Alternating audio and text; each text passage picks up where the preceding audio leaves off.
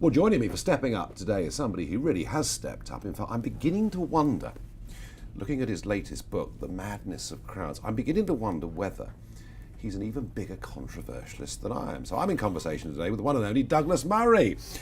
Douglas, this is the latest book, and I couldn't help but look at the chapter headings. Oh, no. Chapter 1, gay. Chapter 2, women. Chapter 3, race. Chapter 4, trans. I mean, are you setting out to just try and enrage everybody? No, I'm not. I was recently doing an event at a university, and the student who was interviewing me started by reading that page, and there was this wonderful, it had an absolutely packed hall, and everybody sat in silence as he went through the list. And when he got to the end, I just looked at them and smiled, and we all burst out laughing. And I think there is a knowledge, isn't there, that we now know what the things are you're meant to not talk about. They happen to coincide with things that are very, very interesting, and which I think we should be able to talk about. So I do it deliberately in a way. I say, why don't we have a talk about this? Why don't we address this issue? And my belief is, and the response has been, that the public want to have these discussions too. It's interesting, The Madness of Crowds. I mean, I love the title, because over the last few months, everywhere I go, I get out of the car and put petrol in the car, people walk up to me and say, Nigel, what's going on? Right. What's happening? So I think you're right. I think there's a big silent majority out there, very, very worried about what's happening to free speech. But can you just, I know the basic thesis of this book is that all these groups had every right to feel a degree of discrimination against them.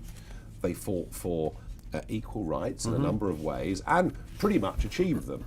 But the thesis of the book is that they've kind of not stopped with their victories. Did we just sort of explain that? That's very common in lots of movements, isn't it, historically? There's a famous quote. Eric Hoffer said that every good cause, starts as a good cause, becomes a business and degenerates into a racket. And that's happened in almost every rights case I can think of. Gay, which I do the first movement, gay rights, basically got there some years ago. But there are all these organizations like Stonewall. What do you do if you're one of the big gay panjandrums at Stonewall? You want your pension, you want your salary. You've got to find a new cause. You've got to find a new cause. Now, Stonewall found trans, and now it goes around telling people in schools what they should teach kids about trans.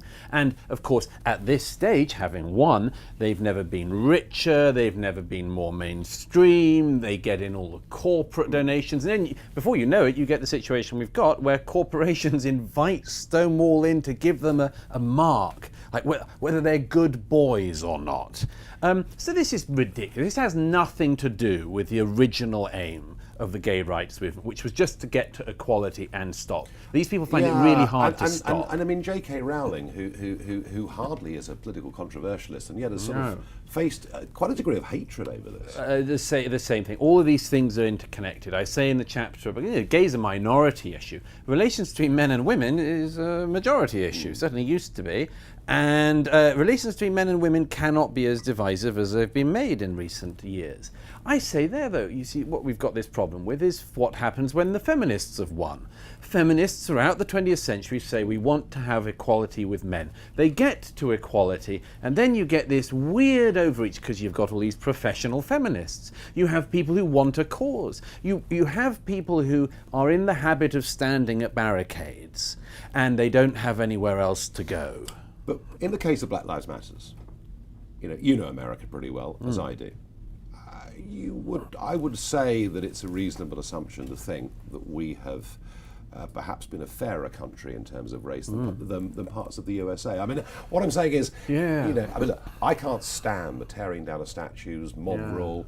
And we saw that extraordinary picture the other day of a woman innocently sitting outside a restaurant, being surrounded by a mob, and it was compared to 1933 in Germany, and people being made to raise their right arm in support of the Führer. I mean, so we've seen all of that, but does the Black Lives Matter movement in America, does it need to exist in some form? So, all of these rights claims start somewhere decent, which is a request for equality. Now, I entirely agree, by the way. America and Britain are very different countries, and I resent the importing of a specific American racial issue to the British context, for instance. I was brought up in a Britain that was very diverse already. We didn't know about people's skin colours. We didn't notice it. We were brought up to who cared? We were. Of course, there were some people who've had experiences of racism, but broadly speaking, Britain, by the last few decades, we didn't care about this So stuff. how is it? And I agree with you. I mean, after all my years in Europe, I learned that we are by far more tolerant than our European neighbours yeah, on a range absolutely. of religious and racial issues. Absolutely, there's No no question in my head. other country in Europe that would have the kind of diversity in the cabinet that we have, and it's not like it's got any opposition. So how, and I agree with you on that, how is it that within a nanosecond, the death of George Floyd in America becomes huge, organised, and it looks like quite well-funded protests in this country? How did that happen? Well, it's the same story. Again, in the case of America, there is a specific racial issue which that country has been struggling to address for a long time. You get something like the death of George Floyd, and by the way, I think everyone has to be really careful about this. The cop in question has no defenders, you know? Nobody thinks that arresting cop and the, again, it's never mentioned, but it's like a diverse group of people who he was working with, nobody defends what they did that day. Black Lives Matter as an organisation... Would you defend it? What he did? Yeah. No. No, I mean, you know, the arresting officer clearly did it as badly as anyone could. We will, I suppose, find out at his trial whether there was a racial component to it or not. But as my friend Sam Harris pointed out, every year in the United States there are 10 million interactions between the police and the citizenry, the most armed citizenry, as you know, in the world. And so there are difficulties in American policing which we shouldn't underestimate. The idea, though, that you respond to it by saying all of the American police are racist, or all of America is racist, and then much worse, oh, Britain is racist, and then all of Britain's past is racist, and then there's nothing good to be said for a country like this. How did it explode as quickly? Because they were over here? primed and ready and waiting to go. Yeah. This is a movement that needs martyrs. It seeks martyrdoms.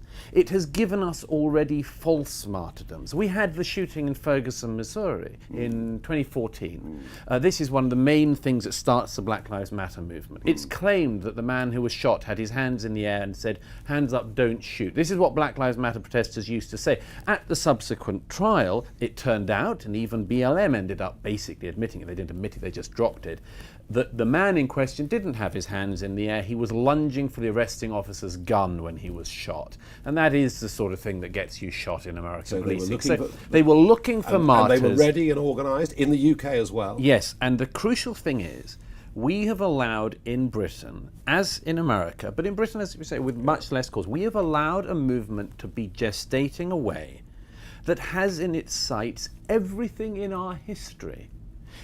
There's two generations in America who have been taught that America is the worst country in the world. They're not taught that it has flaws like all countries. They don't know, by the way, about any other country. I mean, the staggering ignorance of so many people who are the ones, by the way, at the moment, who always say, educate yourself. You know, you need to educate yourself. These are always the most ignorant people you can come across. But the educate yourself brigade know nothing about the world. They've never been anywhere. They can't compare American civilization with any other civilization. They think that America's the only country that ever had slavery. Every civilization in the world had slavery. They think that Britain is to be defined by slavery. They don't even know that this country tore itself apart over the slavery debate centuries ago. And it cost us, and we paid the price. And 50 years, the Royal Navy, the West Africa Squadron, driving slavery off the high seas. We paid the price for this because we thought morally it was a price worth paying. And these people now come along and say to an ignorant generation, you don't need to know about that, you just need to know racism. Educated people in this country know about the abolition of slavery. They know about the Wilberforce campaign over 25 years. I think he's rather like the first Eurosceptic, you know, taking on the establishment and winning, but it's taking a long time. But think about the media in this country. Think about our big corporate businesses in this country. These are the educated groups of people. These are the people that know the truth about Britain's relationship with slavery as opposed to the rest of the world. How is it, and you've been through this too, but how is it that I can appear a couple of days after the Colston statue was toppled in Bristol, and I can say to an ITV audience that Black Lives Matters is actually more about bringing down capitalism, getting rid of the structures of state, defunding the police, and I'm called on primetime television a liar for saying something that's actually on their website. What happened to the media? What's happening to our corporates? Why? There's lots of things going on in that. One is there are some people who genuinely are so ignorant that they think this is the case. But surely not in those circles of the media and business. And now, in the circles of the media and business, we're dealing with another phenomenon. We're dealing with cowardice. Cowardice. Being called a racist is about the worst thing you can be called in our society. Some people say, well, clearly it's not because you survive after I've called you a racist. No, it isn't. It is about the nastiest thing you can say. It's also, by the way, and I've written about this in the past, one of the fascinating things about it is it's impossible to prove. There is no agreed upon definition, and it is impossible to disprove. Of course. Because, of course, we have had in this country for 20 years the idea that it's all in the eye of the beholder. So that if you think it's racist, ergo it is racist.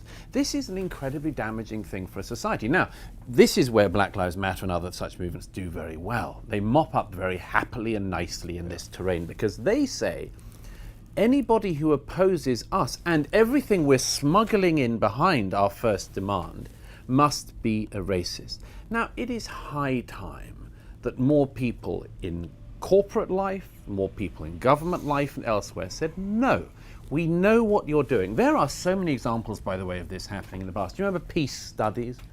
Peace studies that mysteriously cropped up during the Cold War. Peace studies, if you didn't like this totally bogus crock, often, it has to be said, Russian-funded studies, you were against peace. How could you be against peace? That must mean you want to nuke everyone. So what words do they call you, Douglas? What do you get called? Oh, I don't know. Come on, give us a list. I imagine I get everything. I mean, I'm obviously a terrible bigot in every way, a horrible transphobe, obviously a gay homophobe. I mean, I suffer clearly from every available bigotry. But I mean, the reason I'm asking you is because, I think I've received more than my fair share of abuse over the years. More than anyone, I'd have thought. More than anyone. And I just wonder, how do you deal with it? Oh, I don't care. You genuinely I genuinely don't care. To my mind, the formation of character is in large part reliant on knowing who you should care about and who you should not. Knowing who you should listen to and who you should not. Now, there's a small number of people, family, loved ones, my best friends, people I admire, who if they say, Douglas, I think you're wrong on that, I would listen. Definitely would listen. Yeah. But if somebody called, Xena, Warrior, Princess, 1, 2, 3, Social Justice Now says that they think I'm something, you don't worry, Sue. I don't lose any sleep. But you're an interesting phenomenon because, in France, intellectuals are, held up on a pedestal. They're seem to be a very important part of French. Yes, I've often admired this aspect of French culture. But you're an intellectual, and yet, you're producing these books that are bestsellers. How do you cut it as an intellectual in Britain? Well, we do have a very fine intellectual tradition in Britain.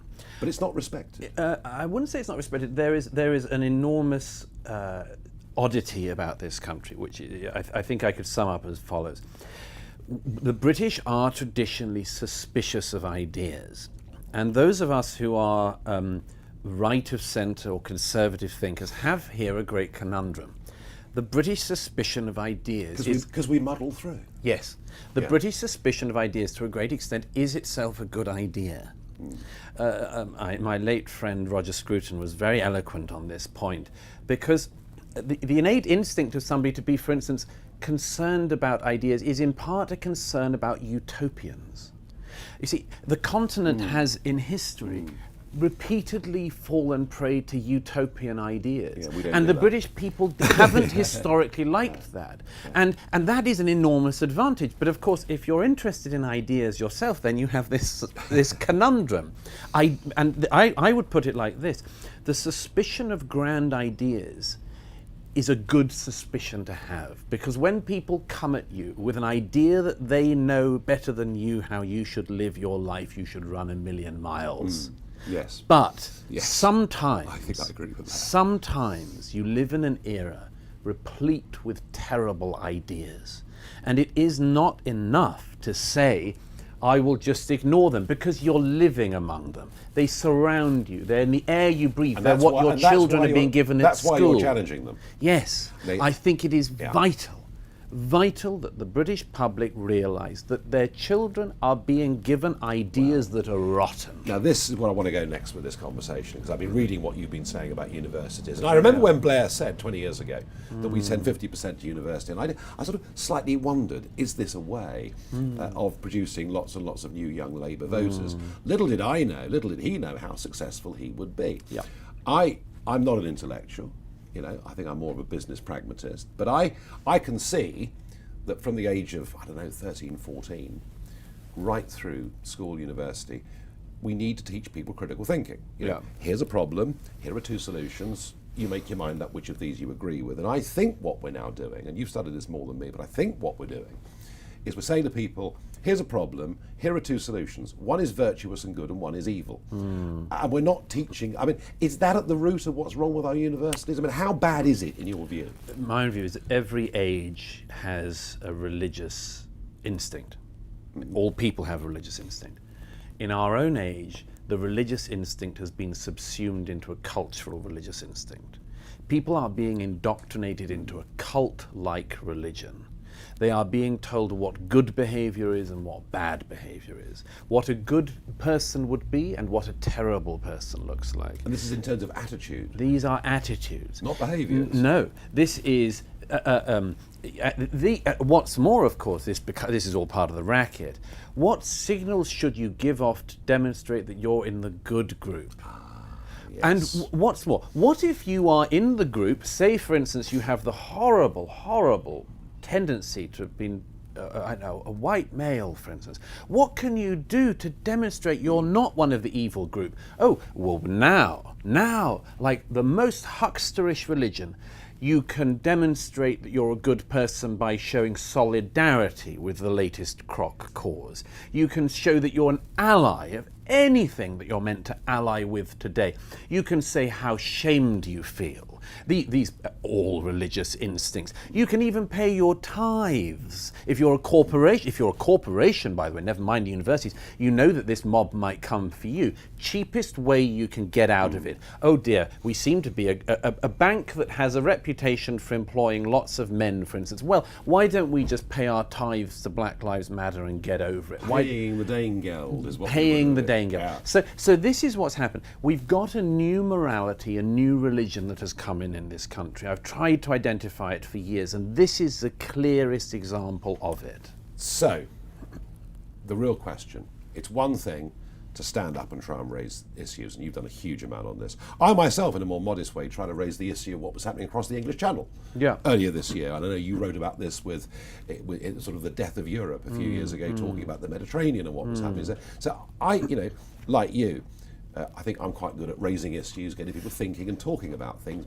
But what are we going to do to try and solve this? What are we going to do?